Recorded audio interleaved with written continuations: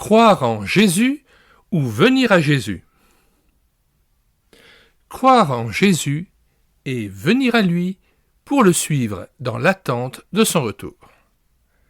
Vous êtes sur Médiathèque Chrétienne Portail.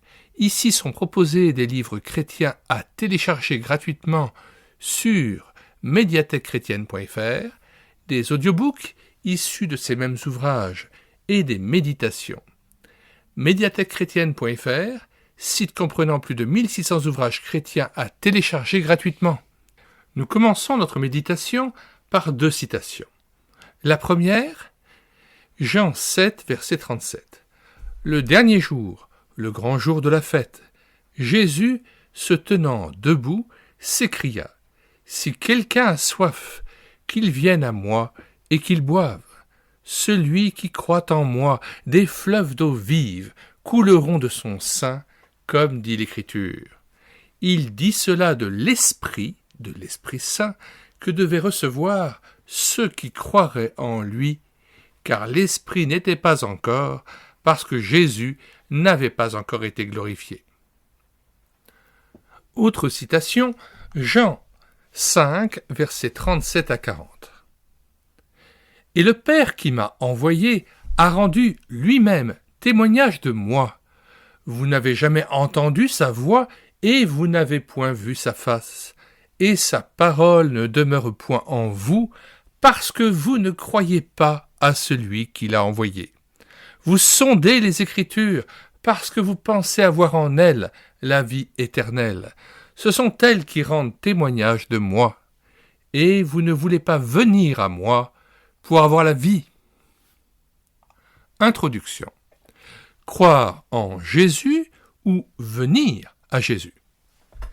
Dans l'Évangile, une distinction subtile mais capitale apparaît. Beaucoup de personnes croient quelque chose à propos de Jésus, reconnaissent sa sagesse, admirent ses miracles ou respectent son enseignement. Pourtant, Jésus lui-même révèle que cette croyance peut rester insuffisante. Dans l'Évangile selon Jean, il prononce ces paroles étonnantes. « Vous ne voulez pas venir à moi pour avoir la vie. » Le problème n'est donc pas seulement une ignorance intellectuelle. Des hommes qui connaissent les Écritures, qui parlent de Dieu et qui croient certaines vérités peuvent néanmoins refuser de venir réellement à Christ. Cette distinction est décisive, car la foi chrétienne ne consiste pas seulement à reconnaître des vérités sur Jésus. Elle consiste à venir à lui, à s'approcher de sa personne, à accepter sa lumière, sa seigneurie et sa grâce, et à recevoir, excusez du peu, sa vie éternelle par la foi. Toute la Bible montre que ce mouvement vers Dieu est au cœur de la vie spirituelle. L'Évangile n'est pas simplement une doctrine, c'est une invitation à venir à Jésus pour recevoir la vie. 1. On peut croire en Jésus sans venir réellement à lui. L'Écriture montre que l'on peut croire certaines choses à propos de Jésus sans pour autant entrer dans une véritable relation avec lui. Dans Jean 2, versets 23-24, il est écrit que plusieurs crurent en Jésus en voyant ces miracles. Pourtant, Jésus ne se fiait pas à eux, car il connaissait leur cœur. Leur foi reposait sur l'émerveillement devant les signes, les miracles qu'il accomplissait, mais pas sur une soumission à la personne du Christ.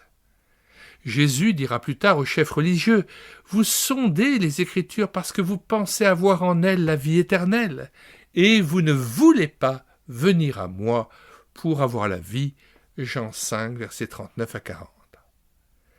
Ces hommes connaissaient les Écritures, attendaient le Messie et cherchaient la vie éternelle.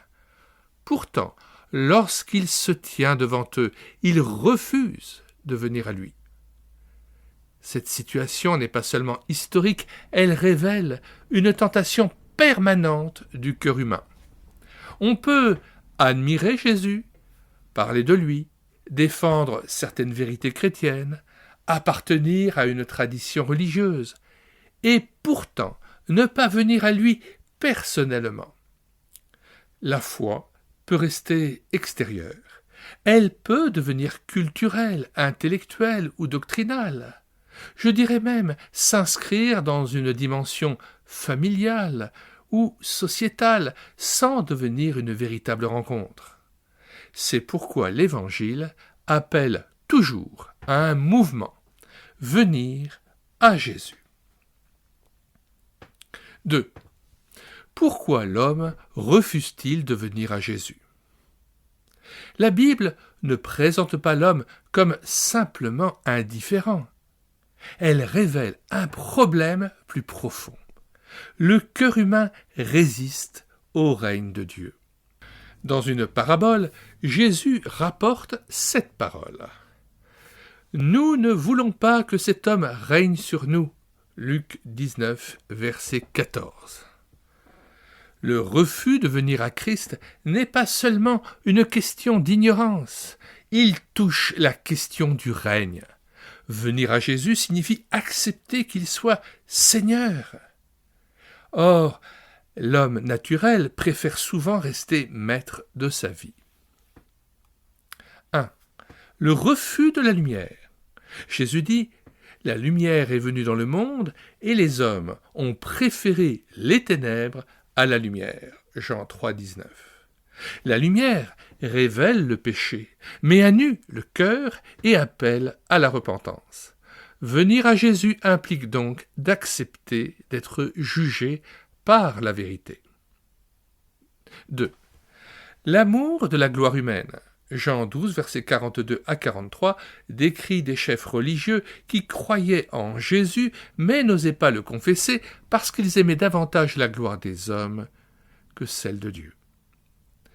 La pression sociale, la peur du rejet ou l'attachement à une position peuvent empêcher de venir pleinement à Christ. Je pense notamment à une personne qui pourrait être issue d'un milieu musulman. La parole de Jésus le touche.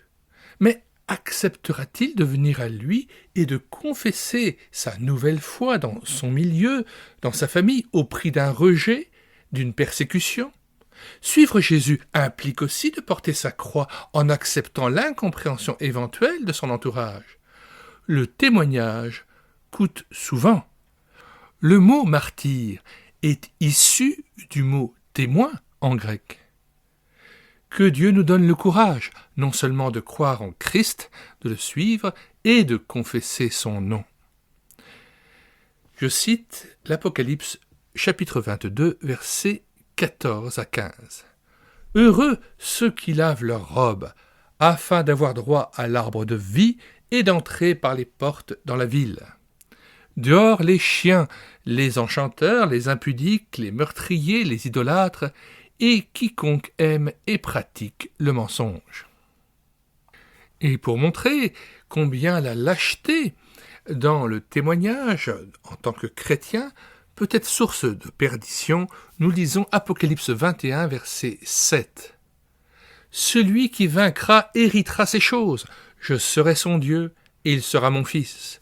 Mais pour les lâches, les incrédules, les abominables, les meurtriers, les impudiques, les enchanteurs, les idolâtres et tous les menteurs, leur part sera dans l'étang ardent de feu et de soufre, ce qui est la seconde mort. » Ce qui nous amène naturellement au chapitre 3, l'attachement au mensonge.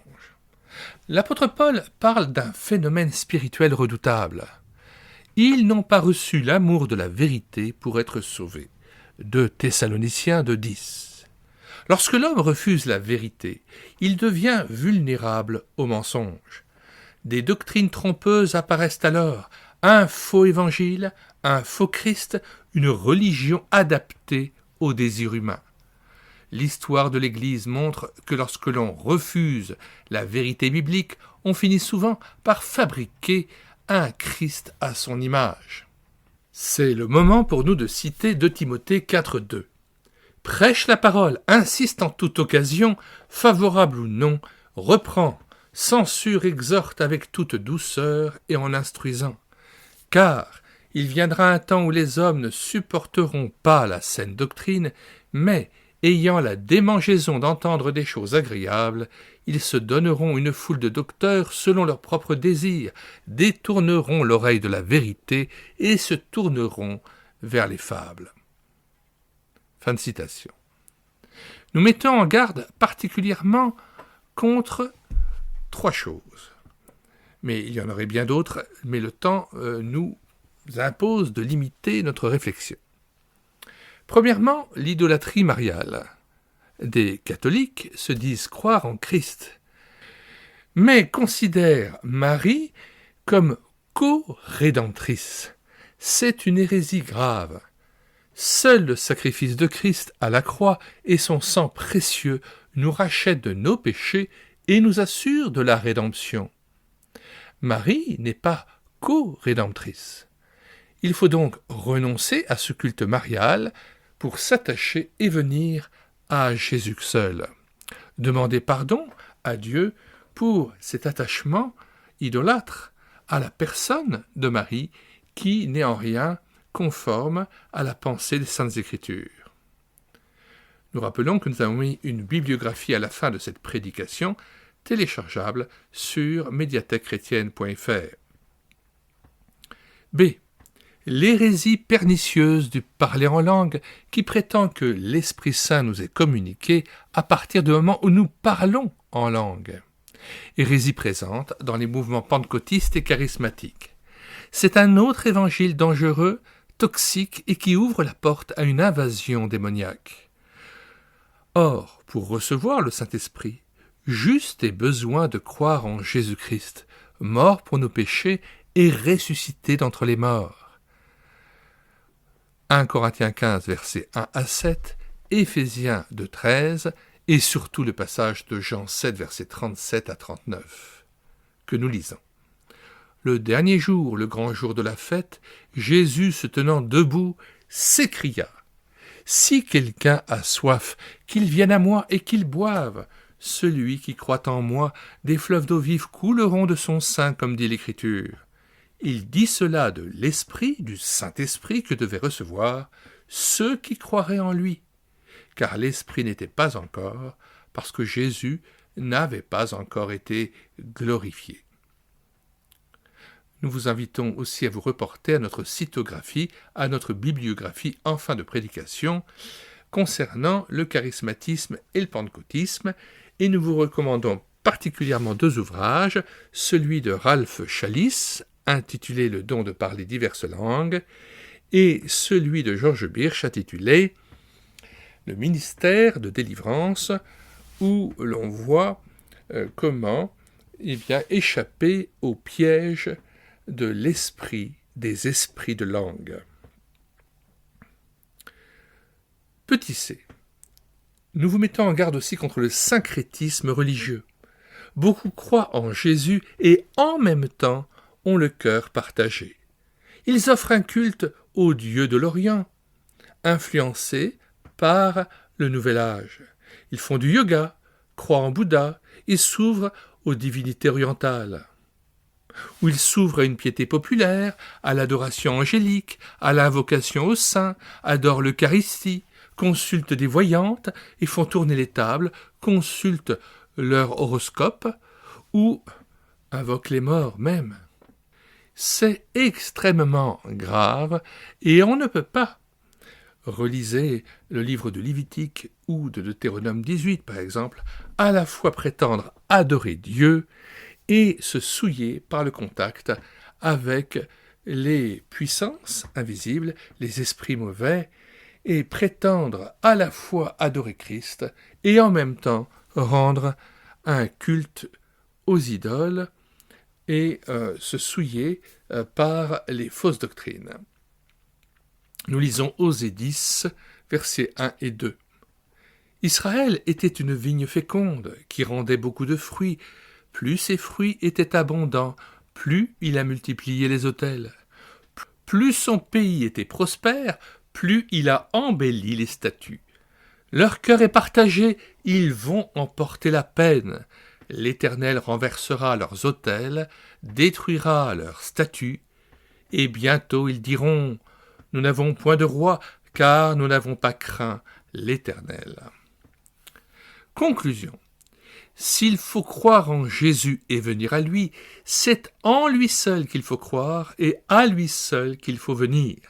Ce partage coupable du cœur excite la jalousie de l'Éternel et suscite le jugement de Dieu rapporté par le prophète Ézéchiel sur le peuple qui garde les idoles dans leur cœur. Ézéchiel 6, versets 1 à 7. La parole de l'Éternel me fut adressée en ces mots.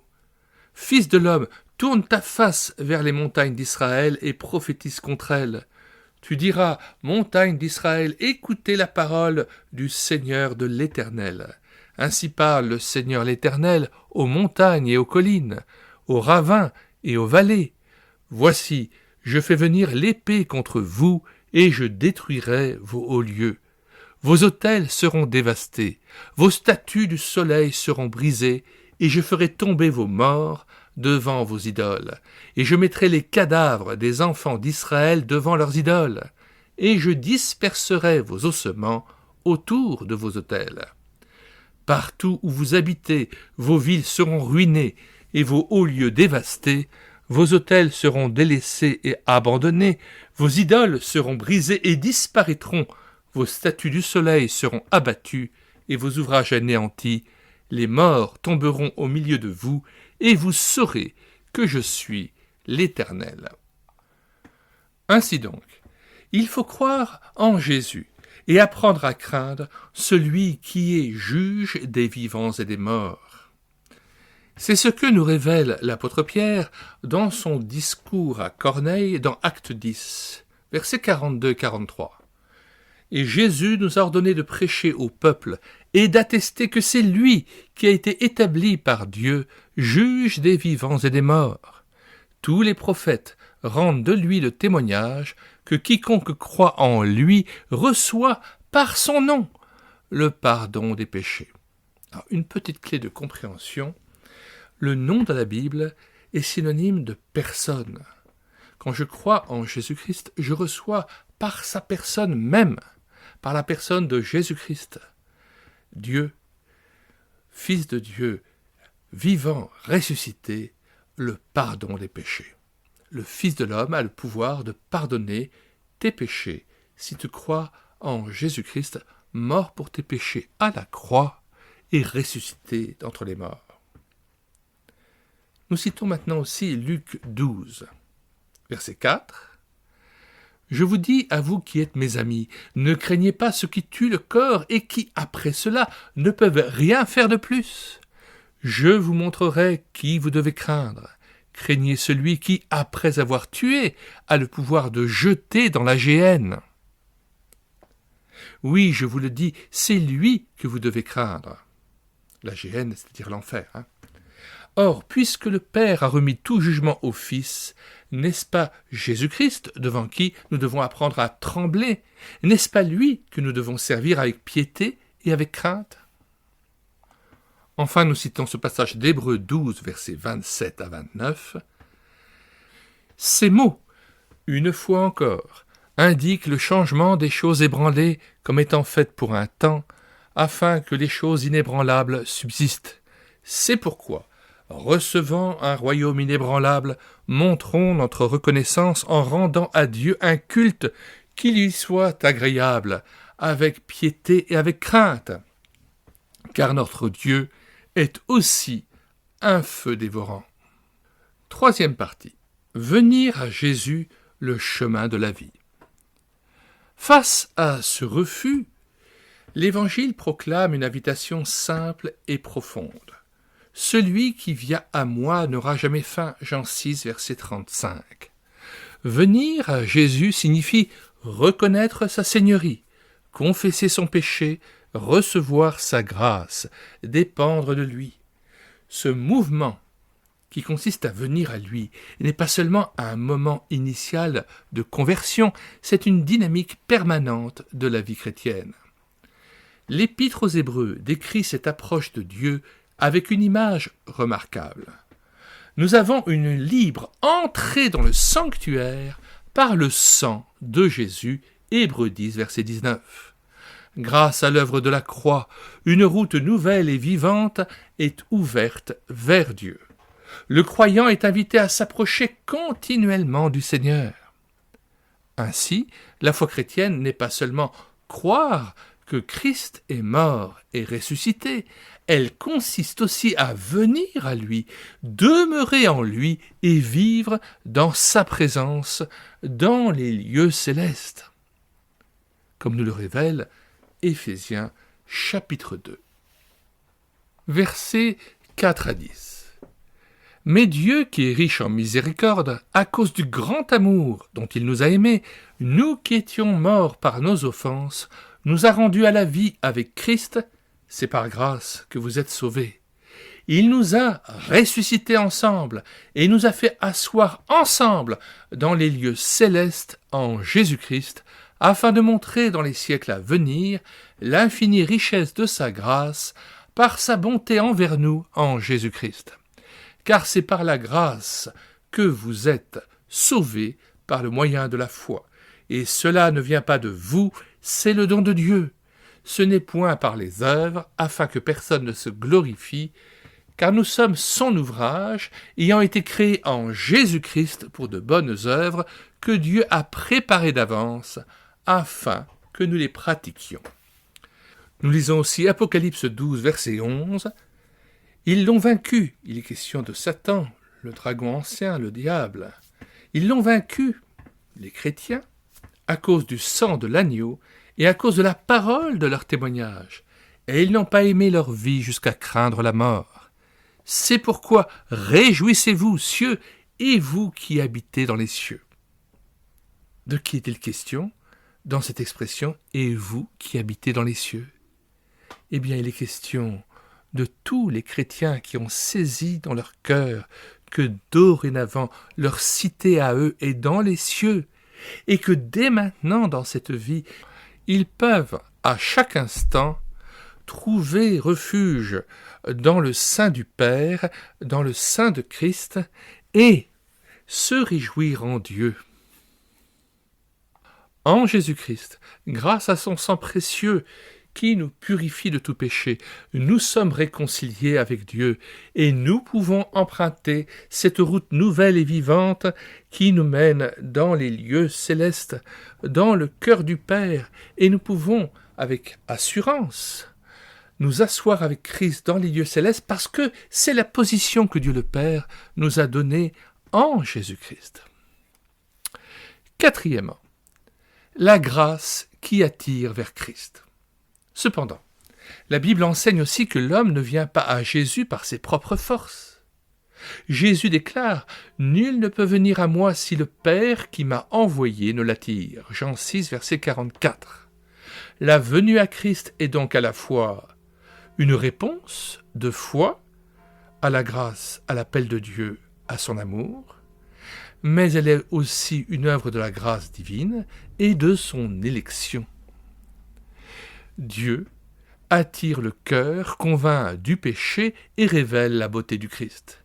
Lorsque quelqu'un vient à Jésus, ce n'est pas simplement parce qu'il a compris un argument, c'est parce que la grâce de Dieu a touché son cœur et que cette personne, appelée par Dieu, est aussi choisie par lui. Lisons Jérémie 30, versets 20 à 22. Ses fils seront comme autrefois, son assemblée subsistera devant moi, et je châtierai tous ses oppresseurs. Son chef sera tiré de son sein, son dominateur sortira du milieu de lui. Je le ferai approcher, et il viendra vers moi. Il viendra vers moi.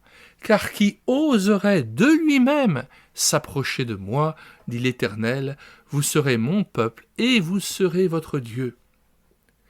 Et donc, nous pouvons conclure que si nous croyons en Jésus-Christ et que si nous venons à lui, ce n'est pas de nous-mêmes que nous venons à lui, mais que c'est lui-même qui nous fait venir à lui, car qui oserait de lui-même s'approcher de Dieu, s'approcher de Christ. tout est grâce. Conclusion. L'appel toujours actuel.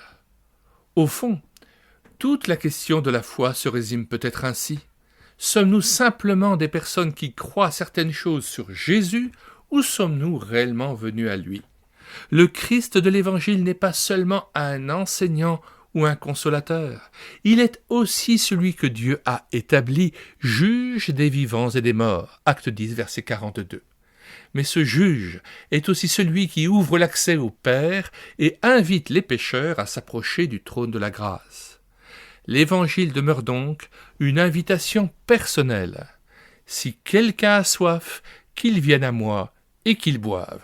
Jean 7, verset 37. Question pour nos auditeurs. 1. La nature de ma foi. Ma foi repose-t-elle sur une connaissance intellectuelle de Jésus ou sur une relation vivante avec lui? Ai-je réellement accepté que Christ soit Seigneur de ma vie? 2. La vérité et le cœur. Suis-je prêt à recevoir toute la vérité de l'Évangile, même lorsqu'elle me met en question? Existe-t-il des domaines de ma vie où je résiste encore à la lumière de Dieu? 3. La marche avec Christ. Est-ce que je viens régulièrement à Jésus dans la prière et la méditation de sa parole? Est-ce que je vis dans la dépendance de sa grâce ou dans mes propres forces? Enfin, suis-je rentré dans le repos des œuvres de Dieu en laissant accomplir par Jésus les œuvres du Père dans ma vie? N'est-il pas celui qui a tout accompli? Que le Seigneur nous apprenne à venir à lui chaque jour, à chaque instant du jour, à ne pas nous contenter de dire « Seigneur, Seigneur !»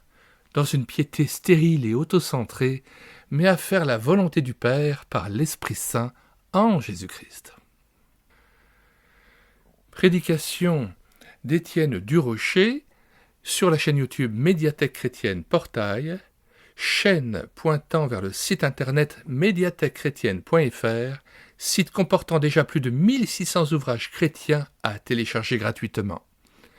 Dans la description de cette vidéo, vous trouverez le lien pour télécharger cette prédication, cette méditation, sous sa forme complète.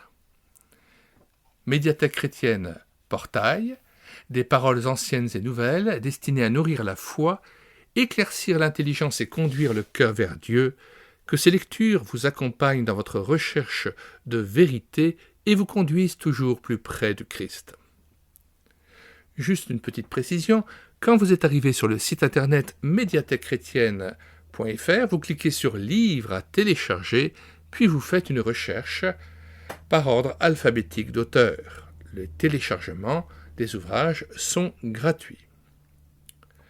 Fin de la méditation. Une cytographie, une bibliographie accompagne cette prédication, ainsi qu'une vingtaine de pages d'approfondissement de notre réflexion.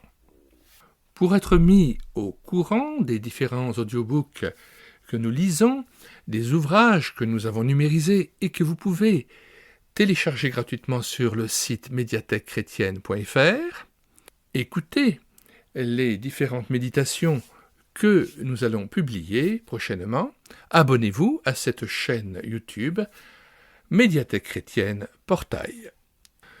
Puisse le Seigneur nous bénir dans la contemplation même de sa vertu, de ses vertus, afin que nous soyons transformés à son image. En plus du lien de téléchargement de cette méditation, vous trouverez aussi le lien vers quelques ouvrages sur le fait de croire en Jésus-Christ, venir à lui, mais aussi des ouvrages contre le culte à Marie, contre le charismatisme et le pentecôtisme, et aussi contre le syncrétisme religieux.